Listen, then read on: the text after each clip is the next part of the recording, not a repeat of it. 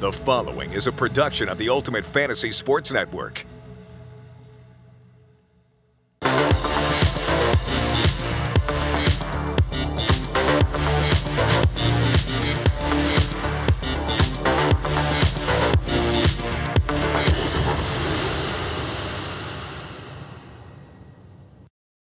Welcome back to the UFHL Now. I'm your host, Kyle Hall, and I know we missed last week because of the holiday, but man, did we miss a lot. 11 trades went down this past week in the league, which we'll get into further on with Mr. Insider Larry Fisher. But before we do that, we also had some big changes in the standings, which we'll take a look at now. In our top 10 standings, we have the top 5 remains the same, but the bottom 5 is where we see the shakeup. The Stingrays jump up to the number 6 spot, with the Ice Vikings also jumping up to the 7th spot. Kamikaze takes a drop from the 6 all the way down to the 8. And then you see Red Army sneak into the top 10, with the Yeti falling down to number 11. It is a battle for that 10th spot. You have a ton of teams right on the outside there. But the Titans, Royals, West Coast Express, Grizzlies, and Rock Republic continue to stay in their top 5 spots. The Titans have a 128-point lead on the Royals, still holding on the first place. But you take a look at some of these standings here. You have Ice Vikings 508 points away from the Rock Republic there. I'm sorry, from the Stingrays there. From first place, within 100 points behind the Stingrays now. Kamikaze, again, right behind the Ice Vikings. Gators right behind them. I mean, it is a tight group there from 6 through 10. Top 5 looks really solid, but, again, the Grizzlies right behind West Coast Express, just 2 points behind them to jump into the number 3 spot. It's going to be a close battle here towards the end to bring home the regular season title. The Titans, though, have a pretty good lead as these teams now jockey for playoff position going forward. Red Army had a very good week this week to sneak in there. I believe they're just 1 or 2 points ahead of the Yeti to sneak into that top 10. But after 2 weeks away from the show, a lot of changes have happened. But let's now take a look at who's hot this last week. We have 6 players this week on our Who's Hot list. It was a lot of very good contenders, but we want to start off first with our couple guys from the Toronto Maple Leafs. Austin Matthews of Blades of Steel, 30.78 fantasy points in his last 4 games, 4 goals, 5 assists, and 9 points. Toronto had a big week. We'll go into someone who's not hot because of Toronto, but them and the Red Wings basically played a football game of a final score this last week, which a lot of guys got a lot of points in. And his teammate also makes the list this week as well. Mitch Marner, again, it's exact same points that Austin Matthews put up with 4 goals and 5 assists and 9 points, 29.62 fantasy points in the last 4 games. The Stingrays forward, Mitch Marner, who TSN came out today and said he was the most underrated player in hockey. I can't believe TSN, a show based in Toronto area, to say that he's the most underrated player in hockey is tough to say, but Mitch Marner is having a good year. I wouldn't say he's the most underrated player. I think there's a guy in Florida named Huberdeau who might be the most underrated player in hockey that no one really talks about that much, who's also leading the league in points. But having said that, very good week for the 2 Toronto superstars as the playoff picture for the NHL is taking shape, but also the Stingrays battling for that, battling the top 10. Need to see that at Mitch Marner. So good week for them. Our third member of these Who's Hot list is JT Miller of the Gators. Just saw him firsthand take on the New York Rangers last night. I mean, guy just destroys the Rangers every time he plays them, but 29.75 fantasy points in his last 3 games, 2 goals, 6 assists, and 8 points for the Gators forward. I think the biggest question is, will JT stick in Vancouver, or is he a guy who'll be on the move at the NHL trade deadline? The Gators, though, have to be loving the production they're getting out of JT. And if he does move, obviously it'll be to a situation which might be better than Vancouver. But right now, the Gators forward is rolling right along and having a big year for them. Next up on the Who's Hot list, I mean, this guy can be here every single week. Cale Makar, 21.59 fantasy points in the last 4 games for the Titans defenseman. He didn't score a goal this week, but he had 6 assists. Pretty solid for a defenseman. But, Makar right now seems to be the front runner for the Norris Trophy. And at night in, night out, he gives the Titans a huge effort. And, you can say right now he's obviously probably the best defenseman in hockey. along with Adam Fox, Roman Yossi. Those are the guys who'll be at the end. But right now, I think Makar has the inside track on the Norris Trophy from the year that he's putting up. Talking about the Norris Trophy, let's talk about another player who was a previously winner of that award, Brent Burns. 19.44 points in his last 4 games, 1 goal, 5 assists, and 6 points for the veteran. The Battlehawks defenseman. The Sharks are a sneaky good team. They're fun to watch, but I think they're going to end up being sellers here, obviously, at the end as they start to fall back in the playoff race. But, is Burns a guy who possibly gets moved to a contender? Who knows? But, obviously a guy who's had a tremendous career, still getting it done. 6 points, like I said, for any defenseman a week is a very good week. So the Battlehawks have to be thrilled with their veteran defenseman putting up those numbers. And our last member of the Who's Hot, Freddie Andersen, 22.7 fantasy points in the last 3 games, 3-0 with a 1.30 goals allowed, a 9.56 save percentage for the Crypto Knights goaltender. I mean, he is rolling in Carolina. The Hurricanes are rolling. I think they've won 5 or 6 straight in a row. They're probably the team to beat in the East right now. And Freddie Andersen's a huge reason for that, playing great in goal.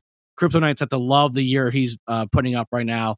I don't want to say he's the Vezina favorite. I think my guy Igor Shesterkin is, but he is definitely right there in the top 3, top 4 goalies that have been producing so well this year. But big week from Freddie Andersen, big week for the Canes overall.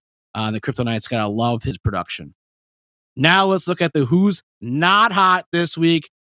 Again, some of these names on this list we've seen before, and I feel bad about it, but we got to start off with a guy who we have not seen yet, Evan Bouchard, the Edmonton Oilers defenseman, just 1.96 fantasy points in the last 3 games, 0 goals, 0 assists, -2 rating.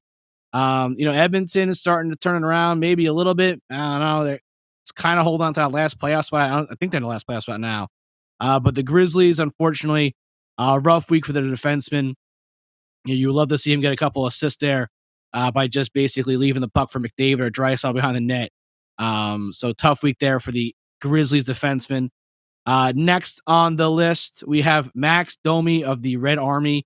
Just 1.84 fantasy points in the last 4 games, 0.0 assists, -2 rating. Domi's name is something that's come up in trade talks as well. Will the Blue Jackets move on from Domi? A guy who I feel like his potential was never met. But we'll see what a lot of teams are scouting the Blue Jackets right now. It seems like he's the name that could be moved. So we'll see if he gets sent anywhere. Maybe that'll be good for the Red Army, seeing him in another uniform in the NHL, maybe get his production going, but not a great week for Max Domi. And then next on the list, we have James Van Riemsdyk, the Gators forward, which I think we'll get into some Gators talk later on about possibly moving some guys here closer to the deadline, but only 0.2 fantasy points in the last 3 games. Not very good. The Flyers have not been very good. 0 goals, 0 assists, and a nice -5 plus-minus rating this last week. That is not what you want to see if you were the Gators out of James Van Riemsdyk. And obviously, like I said, the Flyers have just been playing awful.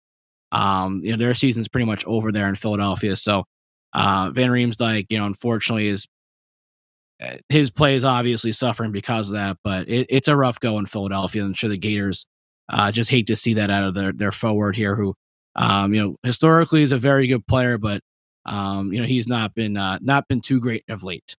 Next on the list, we have Tyler Bertuzzi. And now he only played 2 games this week, but you go -6 in 2 games, you're going to end up on the who's not list. Only 0.23 points in the 2 games he did play. The West Coast Express forward. I said it with the Toronto and Detroit basically played a football game. I think Toronto put up 11 goals on them in that game. Might have been more. I think last time I saw it was 10-7. I think it's more points scored against the Red Wings than it was against the Lions this year in some games. So it was a rough outing there for the Red Wings, and a rough outing for Tyler Bertuzzi. And -6 rating in 2 games, not great. But overall, the West Coast Express forward has had a pretty good year this year. Just not a very good showing in these last 2 games. And then next up on the list, we have goaltender Philipp Grubauer. We have 2 goalies that we added this week. Now, these aren't terrible weeks, but these are 2 players who you'd want more from. So Philipp Grubauer, only 6.1 fantasy points in the last 3 games, Went 0-2-1 this week with a 3.42 goals allowed, an 8.98 save percentage.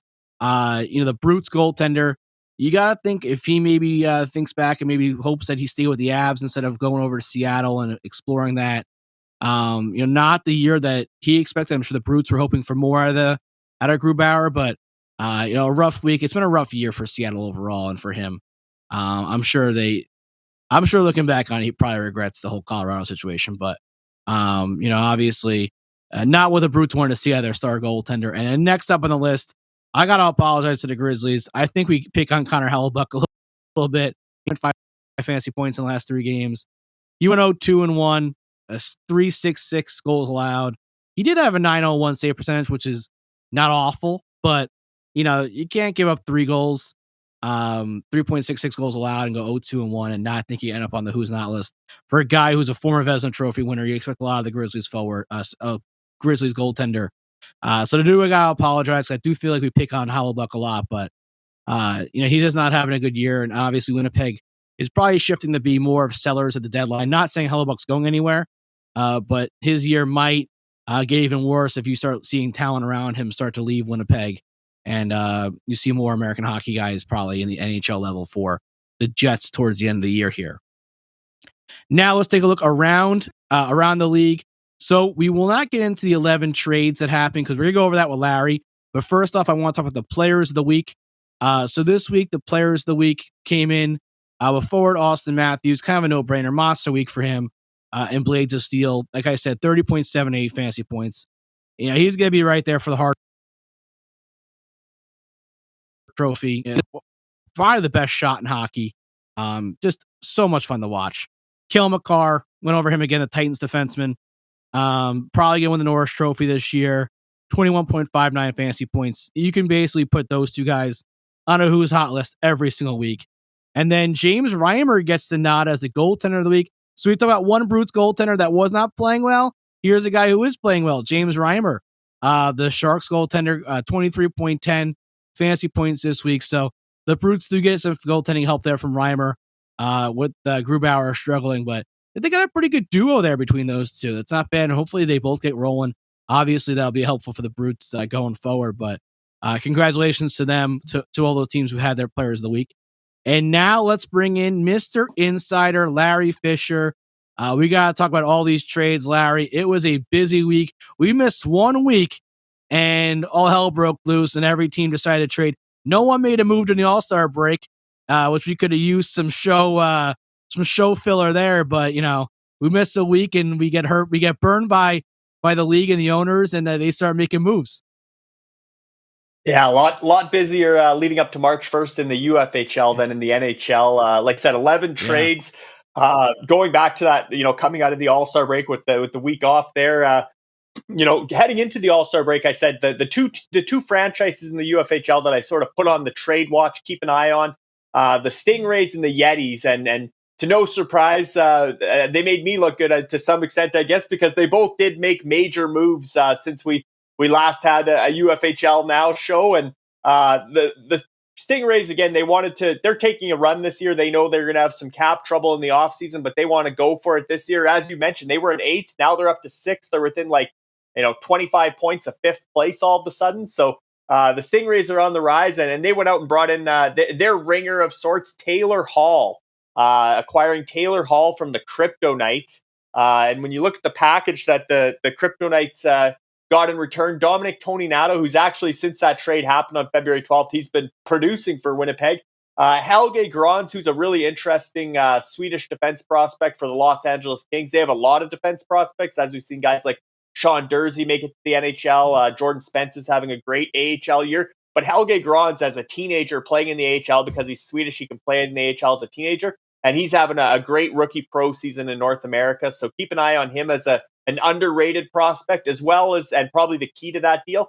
And then the Stingrays gave up both their draft picks in 2022 in this year's UFHL entry auction, 1st and 2nd round picks. Right now, that pick would start bidding at around 23. They'd be bidding on the 23rd overall draft spot. But of course, the Stingrays are still climbing in the standings, and it could get closer to 30th overall as far as, or 28th overall as far as where that bidding would start. But interesting trade here because husband and wife hooking up. Obviously, the Stingrays are owned and managed by Arlo Schultz, and his wife Sharice Schultz owns the Kryptonites franchise. But she does have a higher GM in Dan Nadeau, and it was Dan and Arlo that negotiated this deal. And I got talking with Dan because when I first saw the trade, I thought, Grons is a okay prospect. To be honest, I didn't realize he was putting up as many points as he was in the AHL, but I thought he was sort of a B-level prospect, even though he went 35th overall in that 2020 draft, which is looking like a really strong draft class in hindsight. But I thought, as the key piece and including a later first-round pick, it didn't seem like a great return for Taylor Hall. But then you look at what Taylor Hall fetched the New Jersey Devils at the trade deadline, coming off an MVP season in the NHL when his stock couldn't be higher, and the return looked much the same. They didn't get a great return for Taylor Hall either. So both in the real world and the fantasy world, he doesn't demand a lot of value. And I did reach out to Dan Nadeau, and he was kind enough to share some of the off-the-record other offers he had. And to be honest, this was the best offer for Taylor Hall. He could have sat on him and waited it out. We're 3 weeks from the trade deadline today, Kyle, so we're going to see more action over the next 3 weeks. Perhaps he could have held on to Hall a little longer and seen if somebody else had an injury. Maybe a better offer would have came. But as of February 12th, when the deal went down, that's as good as the Kryptonites could do for Hall. And they're actually, Dan Nadeau's quite happy with their return. The Kryptonites now have 3 first-round picks in 2022, and they like Helge Grons as a key defense prospect going forward for their franchise. I think with Taylor Hall, too, is you saw some production issues in Buffalo and probably not having the biggest year that Boston would expect after signing the contract extension.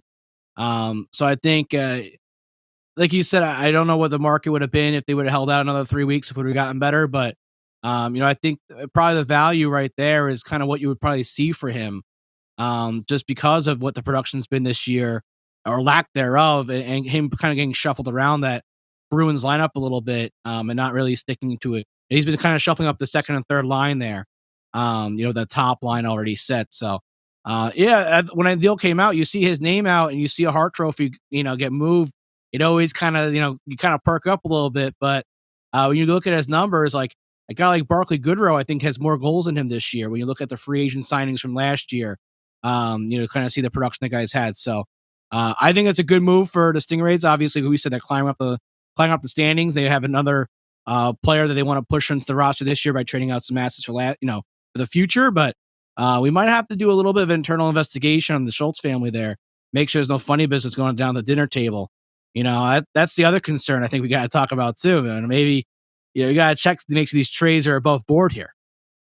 Yeah, we always do due diligence to make sure there's no collusion. Whenever there's a family dynamic involved in a trade, we do look into it. And that was part of it. And he said, well, here's what I was working with. Here's what the other deals were. But to be honest, there was no negative feedback about that trade. So I think, like you said, when people seen it, they equated it to real world value for Taylor Hall based on what he went from New Jersey to Arizona for. And he has heated up a bit since the trade. He's been playing a little bit with David Pastrnak at times. They seem to have a connection. And part of the reason the Stingrays have went from 8th to 6th is adding that boost from Taylor Hall, who has helped them. But like I said, the Stingrays are almost in win now or all in mode for this season because they face a cap crunch this offseason.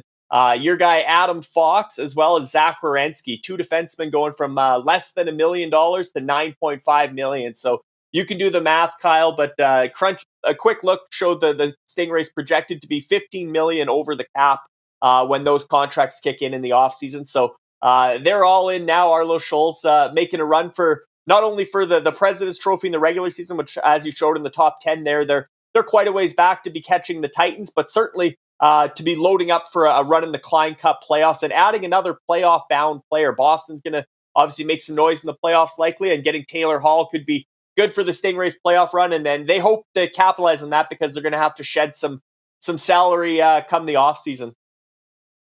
Yeah, so another team who made a couple moves. By the way, this is why Larry's the best. Mr. Insider tells us 3 weeks ago, watch for Stingrays and Yetis to make moves. Sure enough, Stingrays and Yeti both making moves. Now the Yeti, we've seen the Stingrays go up in the standings since we last talked. They're now sitting the 6th spot. Now the Yeti, who I believe was in the 6th spot a couple weeks ago, have fallen all the way down to 11, kind of going the other way with it. But I love their 2 moves they made. They brought in some big-time roster additions. They did, and prior to the season, Kyle, we did the preseason power rankings. The Yetis actually received the most first place votes for the UFHL preseason power rankings. They ended up third when they averaged out, but they had the most first place votes. Scott Lowater really liked this roster that he built for the Yetis. He was very confident, obviously led by Connor McDavid. And so as the season played out, Scott being in fantasy leagues with him for, I guess, 20 years now, he's always been a bit of a wheeler and dealer, a bit of a trigger-happy GM, but this is the most patient I've ever seen Scott Lowater with the group. He really believed in this group, and they're really letting them down. They really are. When you look at that roster, it's pretty hard, and they've been fairly healthy. I mean, they've had some injuries, but not a lot. They don't have that next man up, which we always talk about in the UFHL. So important to be able to have guys from your minor system come on up and fill those holes and maximize your games played. That's one area where they lack. But generally speaking, they haven't even had a lot of injury trouble relative to the rest of the franchises in the top 10 or throughout the standings. They've been fairly healthy. It's just been underachieving. And at some point, Water was going to shake things up. And then the Yetis make their two moves coming out of the All-Star break leading up to March 1st. And the first move they made, Kyle, was a homecoming for Brock Boeser. They actually traded Brock Boeser away back in October, just at the start of the season. And at that time, they traded Brock Boeser away in order to land Tristan Jarry. They also got Anthony Beauvillier, Tyson Jost, and Barrett Hayton in that blockbuster, and had given up Mackenzie Blackwood. But they actually gave up Blackwood, Boeser, and Doc in that deal. So with the Tornadoes, and now the Tornadoes are sending back Boeser and Doc in exchange for Sean Couturier. And to be honest, Scott Lowater was shopping Couturier because he's out for the rest of this season. He just had back surgery. And Sean Couturier has a big contract kicking in next season as well. He goes from 4.43 or 4.33 million to 7.775 million next season, and that's the start of an 8-year extension for Sean Couturier. Obviously, the Flyers are rebuilding, expecting Claude Giroux to be traded, among others. So Sean Couturier likely going to be the face of that franchise going forward. And for the Tornadoes, they really hope he gets healthy, taking a chance on a guy that hits all the categories in the UFHL. He gets his points, but he also gets his hits. He gets his blocks. He gets, he touches every category in the UFHL as a real all-purpose player. And for the Yetis, though, I mean, to bring in, to shed a big contract like that or shed some cap space like that for the future is a cap management move going forward. But for the present, to be able to part with a guy that should be on LTIR or is out long-term, to bring in a producer like Brock Boeser, who could be traded before the deadline. Lots of talk about JT Miller, but Brock Boeser's name's out there, as well as Connor Garland in Vancouver. But to bring in a guy like Brock Boeser, another volume shooter who's going to be any production is better than no production, and Brock Boeser certainly a nice return for Sean Couturier, especially when you get a future thrown in Colton Dock, who's Kirby's younger brother, playing here in the WHL in Kelowna in my backyard. But a nice trade for the Yetis in the present, and possibly for the Tornadoes in the future if Sean Couturier can return to form and earn that 8-year extension as kind of the go-to guy in he should be to Philadelphia what Ryan O'Reilly is to St. Louis going forward. So a quality addition for the Tornadoes as well. And then the second move that the Yetis made, their other big splash, was Charlie McAvoy from the Bentley Jacks. And we know the Bentley Jacks, they're always responsible for half the trades when there's a big bundle like this. We'll hear lots about the Bentley Jacks, but the Yetis acquiring Charlie McAvoy in exchange for Matt Dumba, Cross Hannes, who's another prospect in the WHL with Portland. And the Yetis 2023 first-round pick. Everybody knows how good that draft's going to be next year in 2023. But the Yetis, like I said, they're in win-now mode as well. And they're actually, you mentioned it, Kyle, they're less than a point. They're 0.13 points behind Red Army for 10th place. And they're only about 50 points out of, I believe, 8th place. So, I mean, they're right there still. They get hot for a couple weeks. Even, when there's a full slate, often you see the Yetis towards the top of the leaderboard. They get a couple of those big nights where they're 50 plus points in a night, and they can close that gap really fast. So I wouldn't rule out the Yetis taking a run even at the top 5 still. But certainly acquiring a guy like Charlie McAvoy, another guy who has a big contract extension coming next year, another one of those $9.5 million defensemen. Dumba's only got 1 year left at $6 million. He'll probably get a raise as well. But again, an injured player, Dumba currently hurt, for an active player in Charlie McAvoy. You bring in Boeser and McAvoy as active players, and you're sending out Couturier and Dumba as guys that are on the IR. Certainly the Yetis are looking to have a big week going forward into next week. You can say the Yetis are going for it, obviously, based off those moves, but color me shocked. We have Bentley Jacks making more and more trades as they do weekly. It seems like every week they're making some kind of a trade, and they did not stop here. They turned a blockbuster around as well, and a couple other further trades too. Yeah, as we know, Brendan Kopp's probably the busiest GM in the UFHL, the most active. He's always got a bunch of irons in the fire, and he's never afraid to shake things up. Even just today, Kyle blew me away on the trade block. Darcy Kemper having a great season in Colorado. You know how good Colorado is heading into the playoffs. How he's going to be such a key guy for the Bentley Jacks. Obviously, an expansion franchise. They're in good shape for making the playoffs. They're 120-ish points up on the Brutes for the final playoff spot in the Legends Conference, which is a tremendous accomplishment for an expansion franchise. But still, they're looking more to the future now and saying they might consider selling on a guy like Darcy Kemper, who's a pending UFA, likely going to get a decent raise next year as well, among other guys. But Filip Forsberg, speaking of pending UFAs, is on the move from the Bentley Jacks to the West Coast Express. That was their other big blockbuster over this past 2 weeks. And as you can see, it is a big blockbuster. 4 players out, 6 players in. And you can break it down. I mean, the key pieces are at the top. Filip Forsberg, obviously, going to the West Coast Express. You saw how close West Coast Express and Grizzlies are in the standings.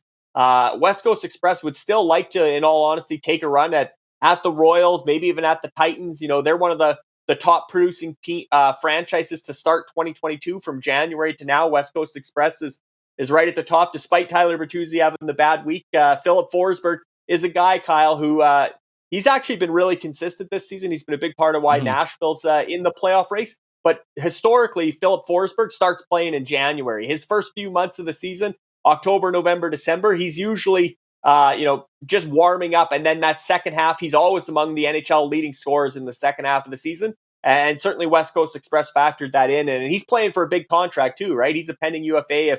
If Nashville's not going to give him Roman Josie's $9 million, somebody else probably will.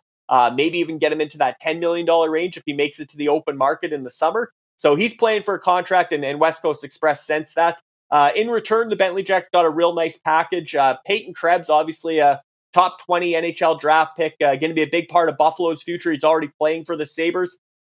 2 more seasons as a under $1 million entry-level contract. So you're losing a potential $10 million player, getting back a $1 million as the key piece in return.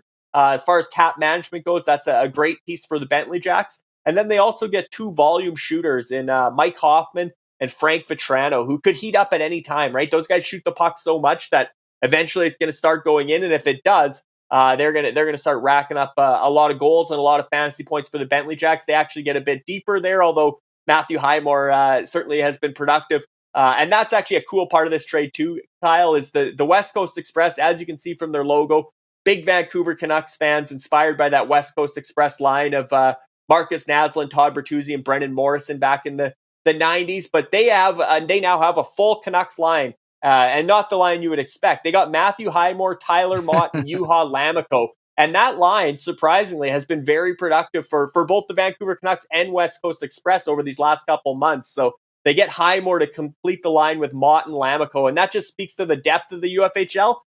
Most of your home leagues, probably Highmore, Mott, and Lammikko are all 3 on the waiver wire. They're all 3 free agents. Well, here they're playing key roles as essentially a third, fourth line for West Coast Express. But also, like I said, the rest of that trade there, you got 3 25-year-old guys. All 3 of them will be 25 for next season in Jansen Harkins, Noah Jolson, and Jack Aiken.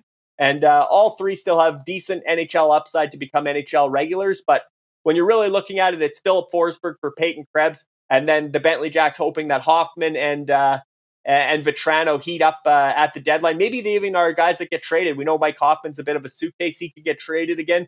And certainly, Frank Vetrano hasn't had a great year in Florida, so maybe he gets moved as well at the deadline. Maybe the insider will hit on a couple NHL trades there, but those 2 guys could heat up for Bentley Jacks going forward and keep them in the playoff picture for sure. And Forsberg's a guy to watch too now in trade talks, because it seems like Nashville doesn't want to give him the extension, and they can obviously want a return for him of some sort. They don't want to just lose him, so he could be could possibly be the top name on the trade block by the end of this week, depending on how things shake out in the NHL level. But yeah, Bentley Jacks, man, they not a week goes by without seeing their name pop up on the trade block, like you said, and they make it some interesting big moves. They don't just make like 1-for-1 trades; they do like 10-for-10.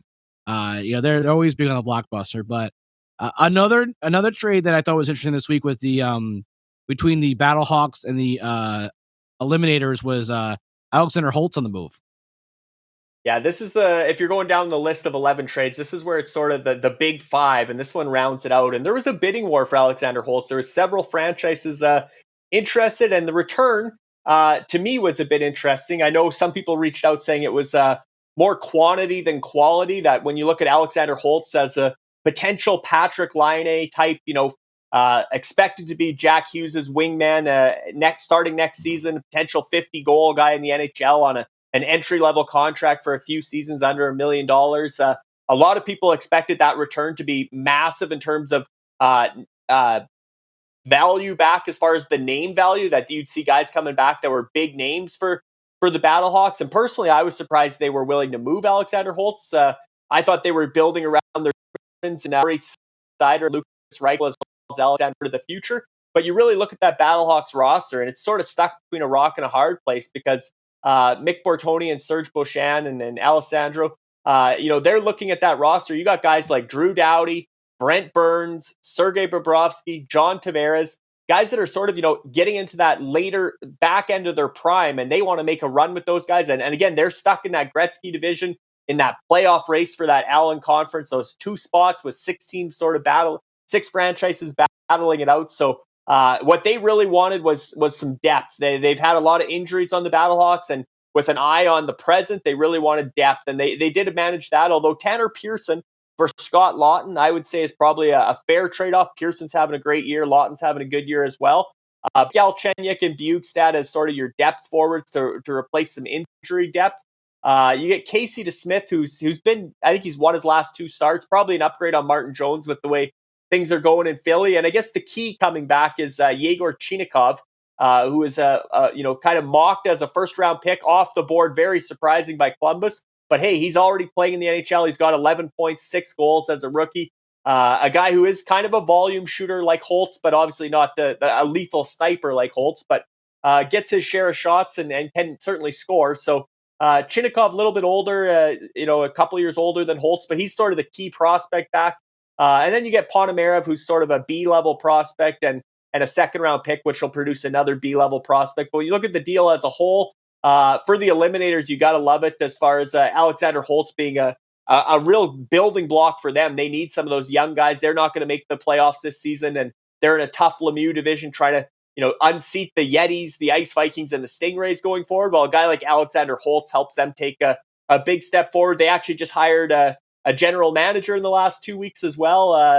Tal has joined their franchise, so that's exciting for the Eliminators. And I think this trade was a step in the right direction for them. And for the Battlehawks, again, they want to make the playoffs this season. They want to have depth going into the playoffs down the stretch. They accomplished that with this trade, getting even if you want to call it quantity for quality, they get the depth that they were looking for. And certainly the Eliminators get the best player in the trade in Alexander Holtz. Yeah, very interesting deal. A lot of names going back and forth. But I was surprised to see Holtz get moved, especially with the future that Jersey has for him and everything else. Couple more trades we'll touch on. Jordan Staal on the move. Warriors to the Godfathers trade there. Obviously, he's a veteran player. Helps them down the stretch run going forward. Yeah, you nailed it, Kyle. Godfathers, that's the tightest playoff race, is the Godfathers and the Stallions.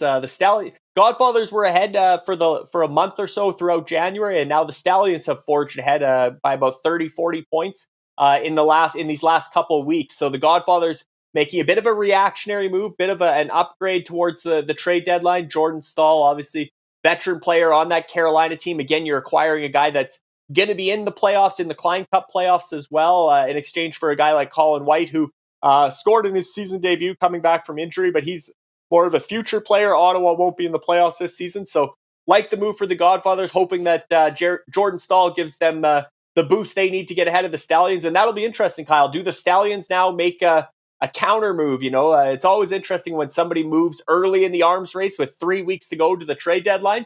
do the Stallions, do they make a move for a veteran guy to try and stay ahead? They got a guy like Anze Kopitar who obviously wants to lead them to the playoffs, but the Stallions made moves last offseason.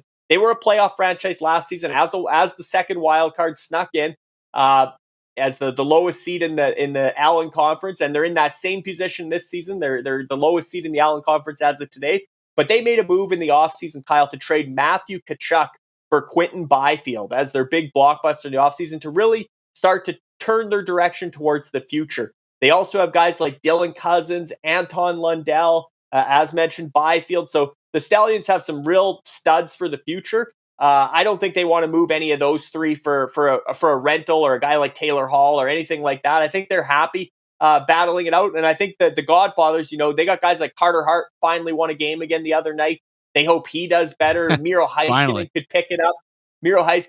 They have your guy, Chris Kreider. They hope he continues to be in the goal scoring, the Rocket Richard race. They have Mikko Rantanen. So they got some firepower, but between the Stallions and the Godfathers, I think there's 30 or 40 points there. And that's really the number one playoff race for the final spot in the Allen Conference. The other one, as we mentioned, was the Bentley Jacks are about 120 points up on the Brutes. But if the Bentley Jacks start selling and move out a guy like Kemper and move out some of, that Mikael Granlund was on their trade block today, if they move some of those guys out, don't count out the Brutes, because Sidney Crosby, Rupe Hintz, Zach Hyman, they got some guys that are picking up the pace too for the Brutes. So 120 points isn't an insurmountable lead by any stretch of the imagination. So I'm sure the Brutes were happy to see the Bentley Jacks announce that they might go into sellers mode and look to the future. But as far as the Godfathers and the Stallions go, that's the real race. And again, you got Battlehawks, Red Army, CanWest Generals. Those five franchises are battling for two spots, and there's less than 200 points between all five of them. So it's going to be a real race to the finish in that Gretzky division as well as the Allen Conference. Yeah, I mean, it's a lot. And you see the positioning now with all these trades. People, I love it. I like teams going for it earlier. Why wait 3 weeks then have less of a production from someone? Another trade, which I think was an interesting trade, was Jeff Petrie in the move. A guy who obviously not playing up his potential this year, but someone who I think can make an impact if he starts to turn it around or possibly gets dealt here. But it seems like Montreal, I'm not guessing they make the playoffs, but they're playing much better at Marty St. Louis, and maybe it could get Petrie's game going a little bit. Yeah, Donnie Talk, the owner and general manager of the Kamikaze, is a Montreal Canadiens fan, and he's had success with the buy low candidates. He acquired Vladimir Tarasenko in the offseason for a package of Rasmus Andersson, who's a quality defenseman, but William Carrier and I believe a second-round pick was the rest of that package for Vladimir Tarasenko, and now looking to do it again with Jeff Petrie. And the one thing is here, Kyle, that I caught my eye is everybody talks about how bad Milan Lucic's contract is and how he was going to be a buyout candidate. Well, Luch only has one more season left at $6 million. He's actually found a role under Daryl Sutter. He's been a productive player, certainly in the UFHL with hits and fights and penalty minutes. He hits all those categories. He's been a quality, when you look at fantasy points per game, he's sort of held his own. I don't know if he's earning $6 million, but he's been an efficient, quality producer for Kamikaze to date. And the funny thing is the Kamikaze are the Broad Street bullies of the UFHL. And here they are trading away two tough guys, Lucic and McDermott. I was going to say, they're getting a little weaker here. Yeah, in exchange for Petrie and a little softer by them. Who knows what the future holds for Mammon, but certainly Jeff Petrie, you look at his contract, he's got a big contract, 3 years left at $6.25 million. So that's a big contract to take on when you look, you only had one more year of Lucic. Could have moved him as a rental next year at the deadline when he's in his final season. And he's not going to get $6 million again. So taking on those extra 3 years or extra 2 years, I guess, of Petrie at 6.25, Donnie Talk is really, and Kamikaze are really gambling that he's going to rebound much like Vladimir Tarasenko has done for them. And another buy low candidate, because last year at this time, if we're talking about Jeff Petrie, that package would have been a lot bigger than Lucic and McDermott, because Petrie was having a career year with Shea Weber and Montreal's on their way to the finals. And like I said, they're starting to turn it around under Marty St. Louis, but I do think you're right too. I think not only is Ben Sherratt's name out there, but you're starting to hear Jeff Petrie a lot out of Montreal as well. And if they go to full rebuild, I think it makes sense both for team and for player for Petrie to move on and continue his career elsewhere as well. I think it's a good candidate, like you said, a buy low candidate. I think he's a good risk to take, I would say. Based off of his career track record and Who knows? Maybe Marty's got the whole team going up there and he has a good finish to the year, or he gets moved to a contender and starts, playing with, a better top 4 and a better top 6 forwards and get some more points here towards the end of the year. Quickly, we'll touch on a couple more here. Isaac Lundstrom gets traded twice within a day, pretty much.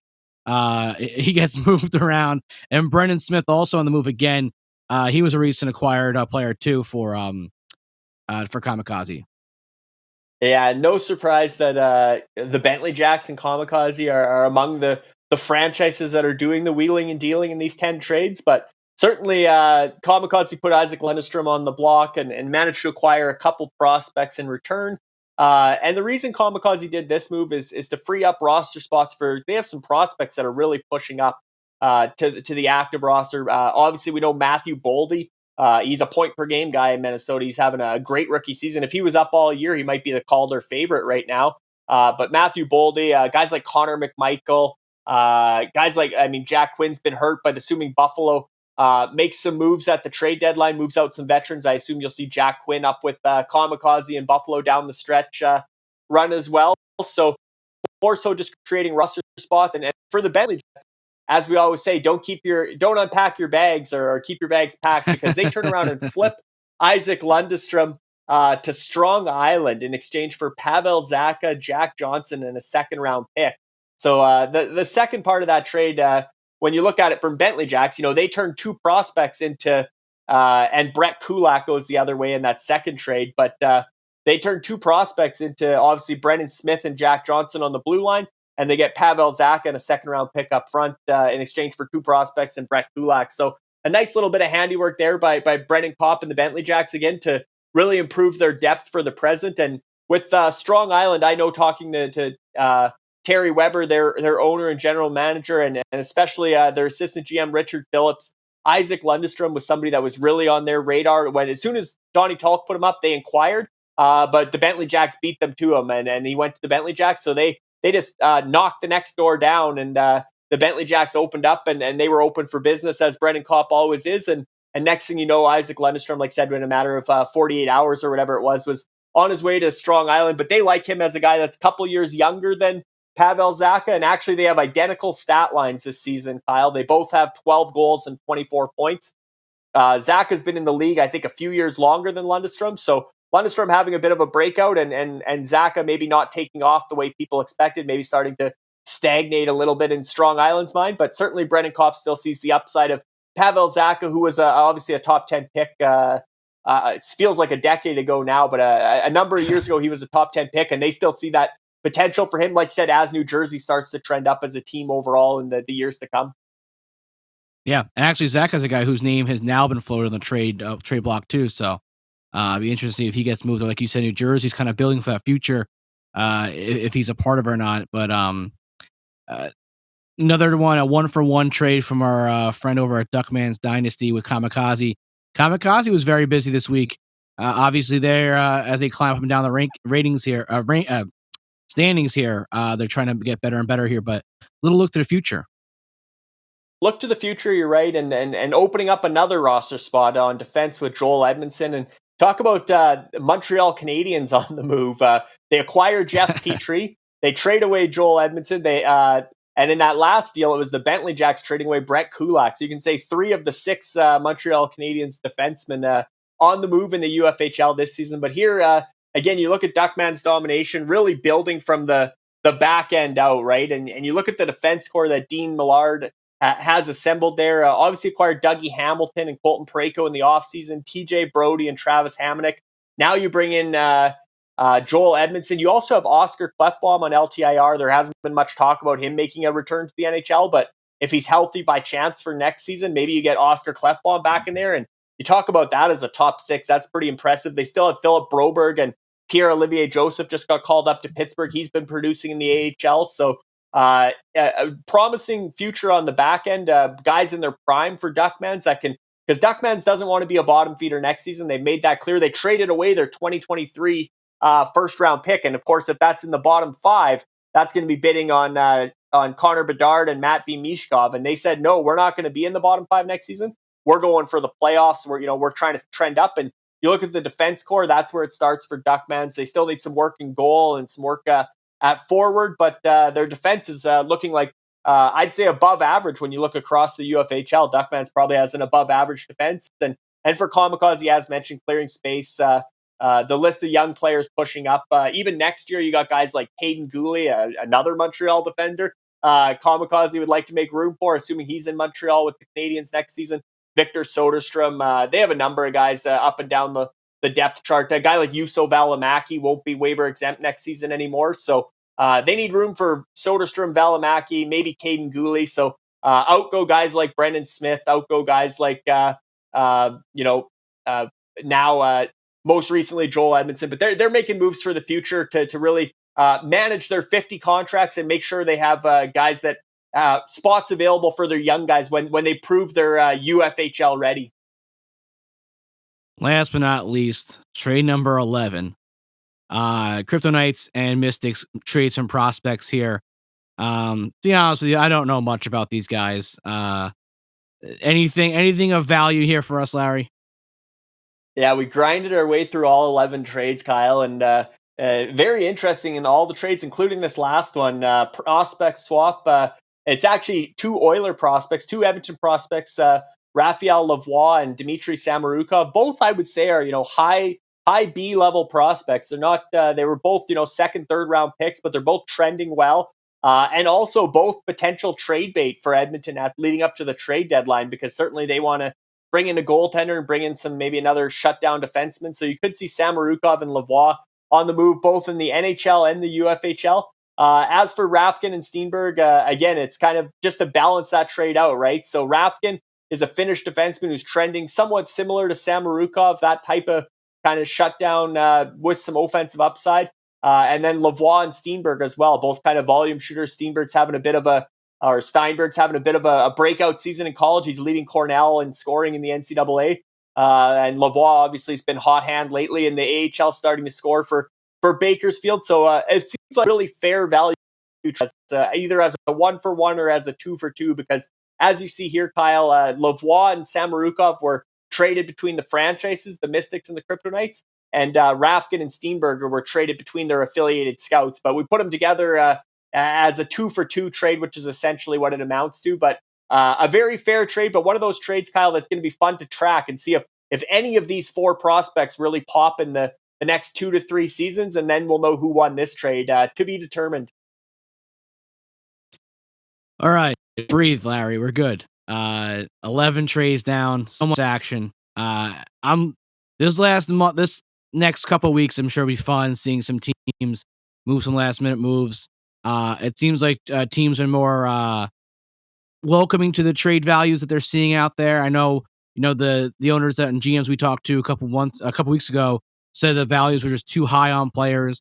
Seems like some values are coming down, or teams are getting a little more desperate, because it is really jammed up there for the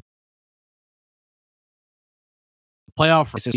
Close to being in the race. A lot of teams are just holding on. So be very, very interesting next couple of weeks to see who makes some more moves. I gotta think Bentley Jacks has about 10 more trades at their sleeves before the end of this thing.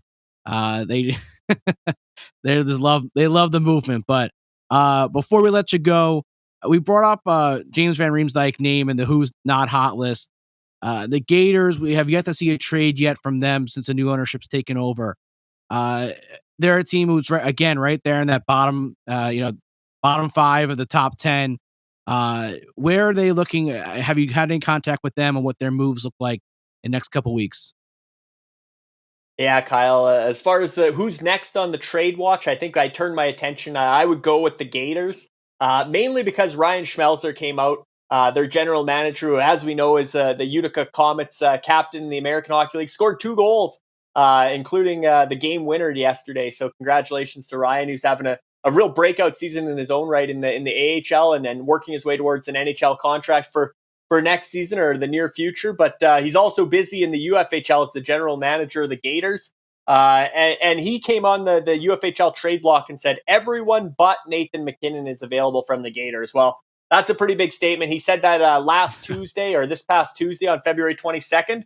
And you can imagine when somebody says something like that on the trade block, his phone is blowing up. And again, he's busy in the real world. He's out there scoring game-winning goals, still working his way to the NHL. But in the UFHL, I can guarantee his phone's blowing up with offers on, because it's a really attractive roster. And to be honest, Kyle, if Nathan MacKinnon was healthy all season, I think you'd see the Gators in that 4 to 6 range.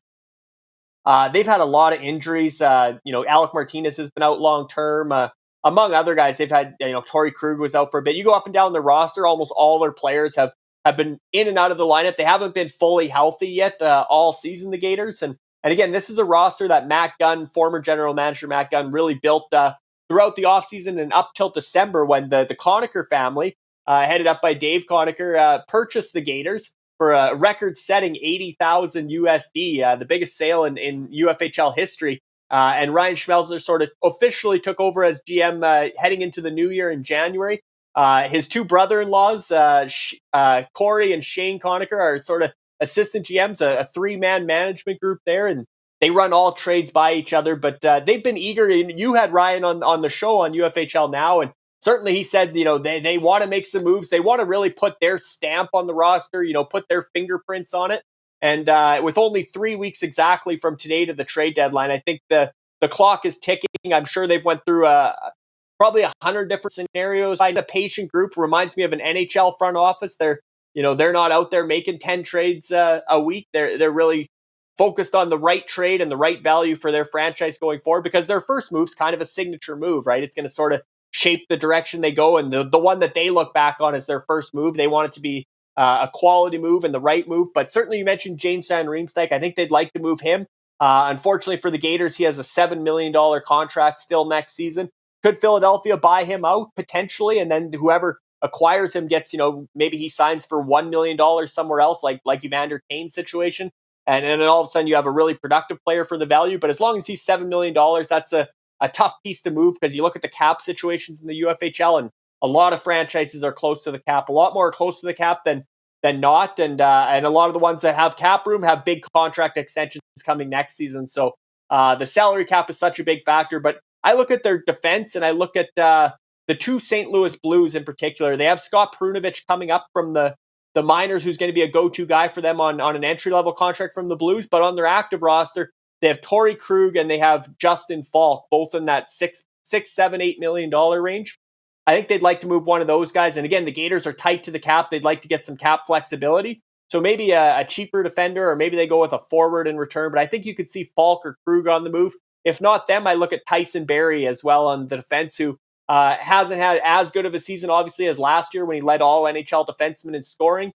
He's had a bit of a regression this season. So I think Tyson Barrie's name's out there, as well as Falk and Krug. And one of those three, I think, would be the one to move. And the reason I say this week potentially is Alec Martinez is projected to return from LTIR on Friday.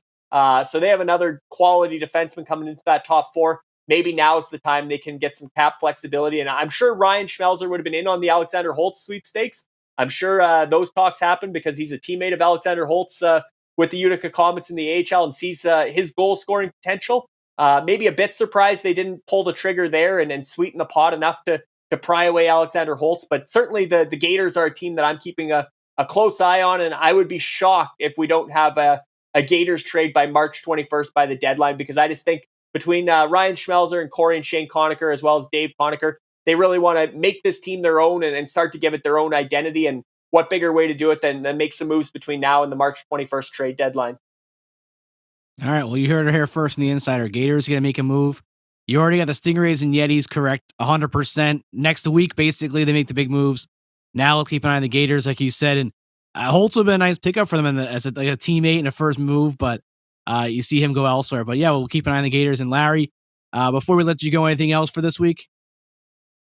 No, just another exciting week. Again, I think when the calendar turns tomorrow to March 1st, both in the UFHL and the NHL, you realize, today is exactly 3 weeks to the trade deadline, but tomorrow when everybody wakes up and sees March 1st and March 21st is looming, I think the phones get busier. And I think the NHL, we're going to start to see some movement in the NHL as well. And certainly anything that happens in the NHL, if Jeff Petrie gets moved, or, a number of guys we've talked about, JT Miller gets moved, those guys, that impacts the way they're viewed in the UFHL as well. And you could see some trickle down effect where a guy moves in the NHL and somebody targets them in the UFHL. And and they end up getting traded in both leagues before March 21st. We've seen that last season, and I'm sure we'll see it again this season. So an exciting few weeks ahead.